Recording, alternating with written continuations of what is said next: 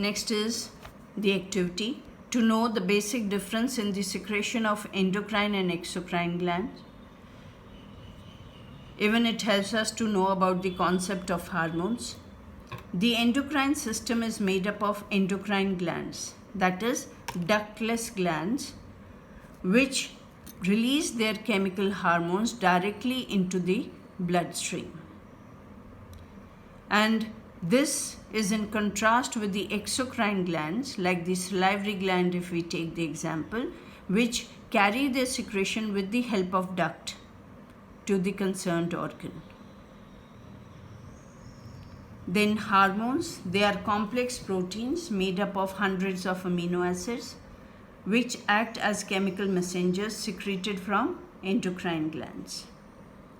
They are transported generally in the bloodstream but act only on specific sites which are called target organs. Hormones circulate in the bloodstream only briefly as they are broken down in the liver. So hormones, they are released into the bloodstream, they perform their function, then they are broken down in the liver and the products are excreted in the kidneys. Too much or too little of a particular hormone may cause deformity, disease or death. Therefore, it is essential that the quantity of these hormones in the bloodstream is very carefully controlled.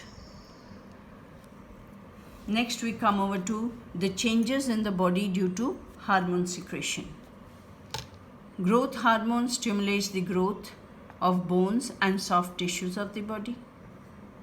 Antidiuretic hormone.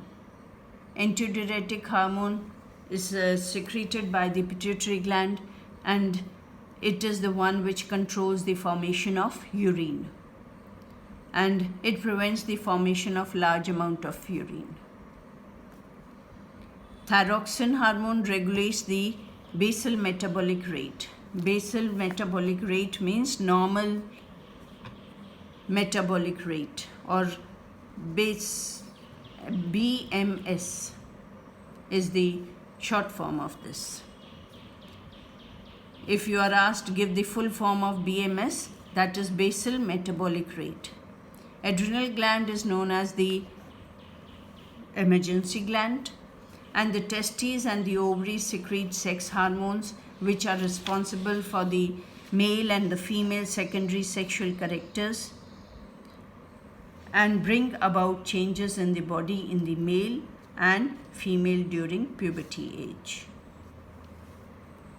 So with this, we finish with the lesson.